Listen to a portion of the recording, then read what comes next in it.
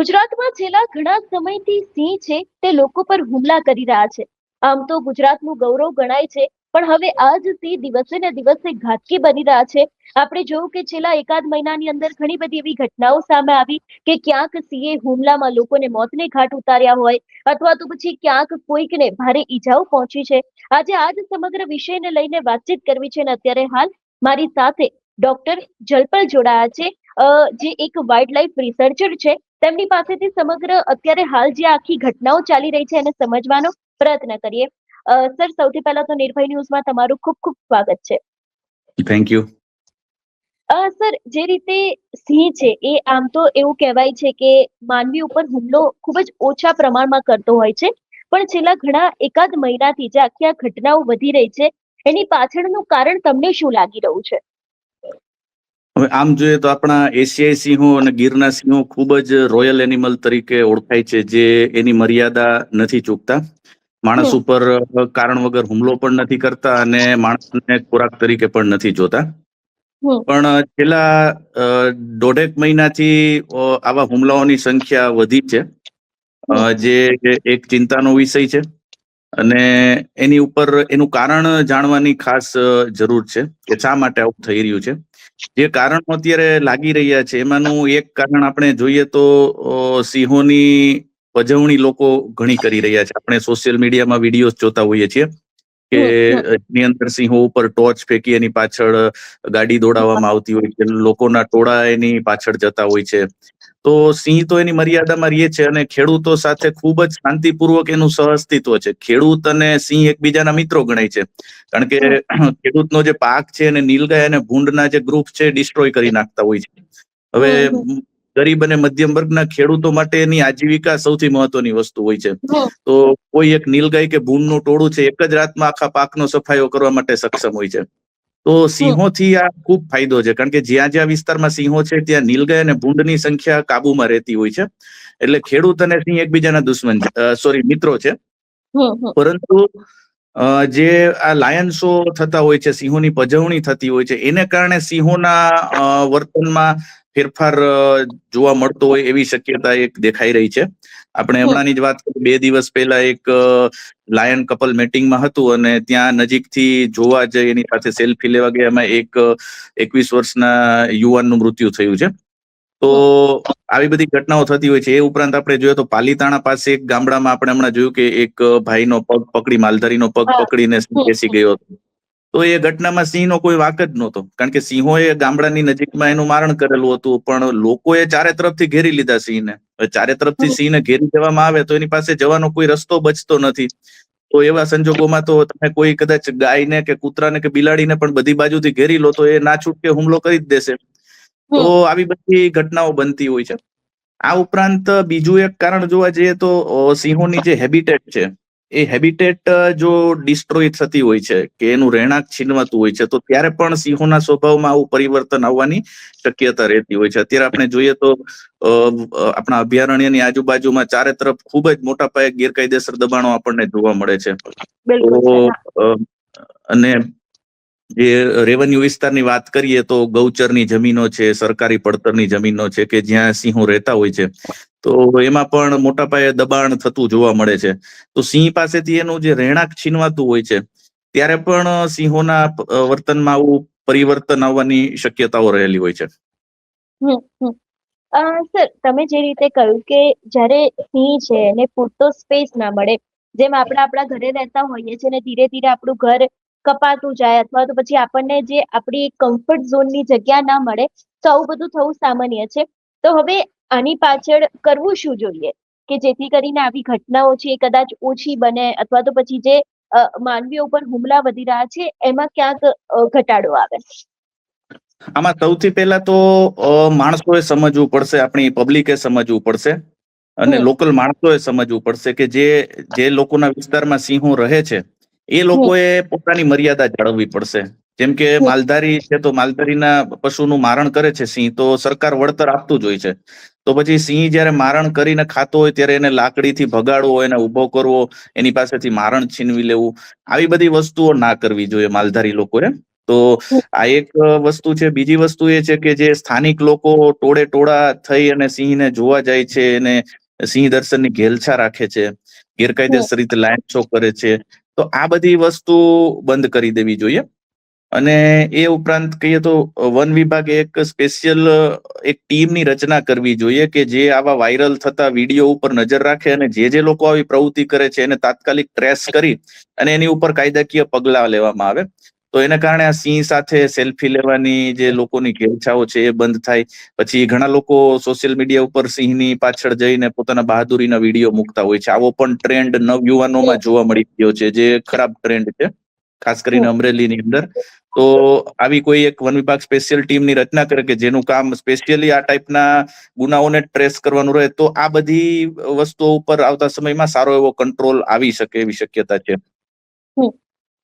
Sir, તમને શું લાગે છે કે વન વિભાગે શું કરવું જોઈએ? કારણ કે હમણાંથી આ હુમલાઓ વધ્યા છે. આની પહેલા આવા કોઈ સમાચાર સામે નતા આવતા કે કદાચ કોઈક સિંહ દર્શન માટે જતું હોય અથવા તો પછી કોઈ સફારી કરતું હોય, એ દરમિયાન આવા સમાચારો અત્યાર સુધી નહોતા આવતા. હમણાં છેલ્લા 2-1 મહિનાની અંદર આખો આ રેશિયો છે તે ખૂબ જ વધ્યો છે અને હુમલા સુધીની વાત યોગ્ય છે, પણ ઘણા બધા લોકો મોતને ભેટ્યા છે અને આંકડો આપણી સામે છે. આપણે આવા ઉદાહરણો જોયા પણ છે. પણ ક્યાંક આક્ષેપો અત્યારે ત્યાંના સ્થાનિક લોકો વનતંત્ર ઉપર કરી રહ્યા છે કે જ્યારે અમે લોકો એમને ફોન કરીએ છીએ ત્યારે ટીમ ત્યાં હાજર નથી હોતી. ટીમ આવે છે ત્યાં સુધીમાં મૃતદેહ સિંહ લઈને ભાગી ગયું હોય છે, કારણ કે સિંહની અંદર રોષ એટલો હોય છે. મેટિંગ પીડિયર વાળી આખી જે ઘટના હતી એ સમયે પણ એવું હતું કે સિંહ મૃતદેહ છોડવા માટે તૈયાર નહોતો. એની અંદર એટલો આક્રોશ, એની અંદર એટલો ગુસ્સો હતો. તો પછી વનતંત્રને તમે શું કહેશો? એના લઈને તમારી પાસે કોઈ એવી એ ખરી? જો હું જ્યાં સુધી જાણું છું ત્યાં સુધી આવા કોઈ હુમલાઓની ઘટનાઓ બનતી હોય છે ત્યારે વનતંત્રના જે સ્ટાફ છે એ તાત્કાલિક રીતે આવી જ જતા હોય છે. એટલે હું એવું નહીં કહું કે આમાં કોઈ વન વિભાગની કામગીરીનો કોઈ દોષ છે. કારણ કે જ્યારે ઘટના થાય ત્યારે તો કોઈ સ્ટાફ ત્યારે હાજર હોય એ તો શક્ય નથી, કારણ કે ખૂબ મોટા બિલકુલ. વિસ્તારો હોય છે.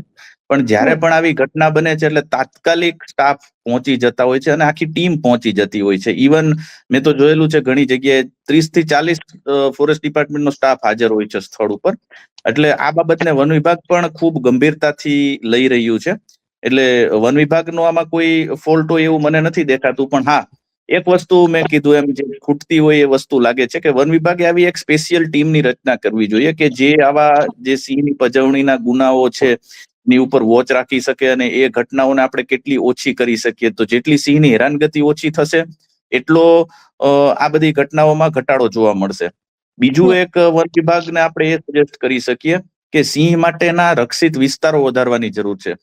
અત્યારે આપણે સૌરાષ્ટ્રની અંદર અમરેલી, ભાવનગર બધે સિંહો પહોંચ્યા છે, પોરબંદર બધે જ. તો એની સામે આપણે એના રક્ષિત વિસ્તારો નથી વધારતા. એટલે કે અમુક સરકારી પડતર જમીનો પડી છે કે જેનું કોઈ યુઝ નથી અને એ સિંહોનું નિવાસ સ્થાન છે, તો એવી સરકારી જમીનોને આપણે રિઝર્વ ફોરેસ્ટ કેમ જાહેર કરવી જોઈએ. એટલે કે સિંહનું કાયમી ધોરણનું એક લીગલી પ્રોટેક્ટેડ એનું આવાસ સ્થાન કહી શકાય. તો સિંહને જો એની હેબિટેટ મળશે તો એનાથી એના જે સ્વભાવમાં જે નેગેટિવ ચેન્જીસ આવે છે એ ઓછા થવાની શક્યતા છે. અને ઘણી જગ્યાએ ભૂતકાળમાં એવું પણ જોવા મળ્યું છે કે જે સિંહોની હેબિટેટ છે એ ડિસ્ટ્રોય થઈ જાય પછી સિંહ માનવભક્ષી થતા હોય છે. એક આજથી 4 વર્ષ પહેલા સાવરકુંડલા રાજુલાની બોર્ડર ઉપર એક સિંહોની સરસ વસાહત હતી, પણ એ આખી વસાહતમાં બધે સોલાર લગાવી દેવામાં આવ્યા. એટલે કે જંગલ ડિસ્ટ્રોય કરી અને ત્યાં મોટા મોટા સોલાર પ્રોજેક્ટ કરી નાખવામાં આવ્યા. તો એ જંગલો ડિસ્ટ્રોય થયા પછીના ટૂંક સમયમાં જ એક સિંહણ છે એ માનવભક્ષી બની અને 3 બાળકોનો શિકાર કરેલો.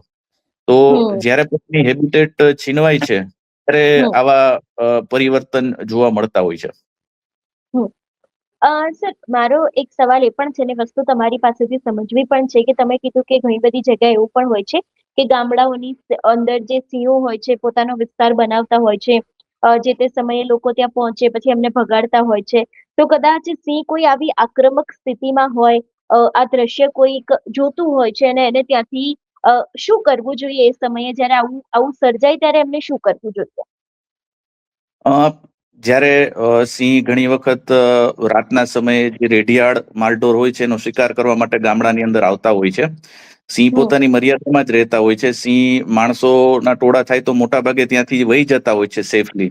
પણ ક્યારેક એવું થતું હોય કે ગામની અંદર મારણ કર્યું હોય અને બધી જ બાજુથી લોકો એને જોવા માટે ઉમટી પડે અને એને ક્યાંય બહાર જવાનો રસ્તો ના મળે, તો ના છૂટકે ક્યારેક હુમલો કરી દેતો હોય છે. તો સિંહને ક્યારેય નજીકથી જોવાનો પ્રયત્ન ના કરવો જોઈએ. સ્થાનિક લોકો માટેની આ ખાસ વાત છે. સ્થાનિક જે ખેડૂતો છે, માલધારીઓ છે, કે આવી રીતના ગામડાની આજુબાજુ સિંહની હાજરી હોય ત્યારે કે સિંહને એક તો દૂરથી જવો, મર્યાદાથી જવો, મોટા અવાજ ના કરવા જોઈએ, રાડરાડી ના કરવી જોઈએ, એને ચારે તરફથી ઘેરી ના લેવો જોઈએ, સિંહને તકલીફ થાય એવું ન કરવું જોઈએ. જો આ માણસ મર્યાદામાં રહીએ તો સિંહ તો માણસ કરતા હું તો એવું માનું છું વધારે મર્યાદા રાખે છે. નિયમ અને કાયદાનો આપણે માણસો વધારે ભંગ કરીએ છીએ, સિંહ એની મર્યાદાનો ઓછો ભંગ કરે છે.